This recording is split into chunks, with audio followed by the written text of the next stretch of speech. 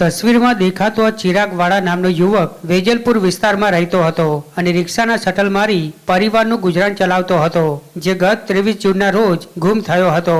જો કે આ મામલે યુવકના પરિવાર દ્વારા વેજલપુર પોલીસ સ્ટેશનમાં જાણ કરવામાં આવી હતી અને ગુમ યુવકની ભાળ મેળવવા પરિવારજનો તરફથી ગુજરાત હાઈકોર્ટમાં હેબિયસ કોર્પસની અરજી પણ કરવામાં આવી હતી। જો કે ગુજરાત હાઈકોર્ટના હુકમ બાદ પોલીસે તપાસ કરતા એ માહિતી સામે આવી કે બોપલ પોલીસને આ ગુમ યુવકનો સાણંદ કેનાલ નજીકથી મૃતદેહ મળ્યો હતો, જેને 7 દિવસ રાખ્યા બાદ બોપલ પોલીસે બિનવારસી જાહેર કરી તેની અંતિમ વિધિ કરી દીધી હતી। ત્યારે આજે વેજલપુર પોલીસ મથકે ગુમ થયેલા યુવકના પરિવારે જઈ અમારા દીકરાની પોલીસે પરિવારને જાણ કર્યા વગર કેમ કરી અંતિમ વિધિ તેવા આક્ષેપ સાથે હોબાળો મચાવી આ સમગ્ર કેસમાં બંને પોલીસ મથકના પીઆઈએ બેદરકારી રાખી હોવાના આક્ષેપ સાથે સંબંધિત પોલીસ મથકના અધિકારી સામે યોગ્ય કાર્યવાહીની માંગ કરી છે।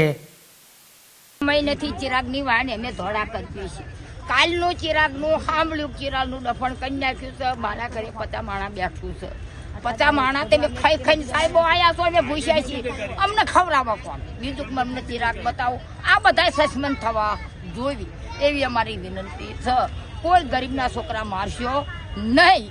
આ દીકરો મારી નાખ્યો, મહિના દાણી ચા રાખ્યો, મહિના દાણી શું ખવડાવ્યું, મહિના દાણી શું એના પાણી પયા, મહિના દાણી શું લુગડા પહેરાયા, એ અમને સાબુતી બતાવો।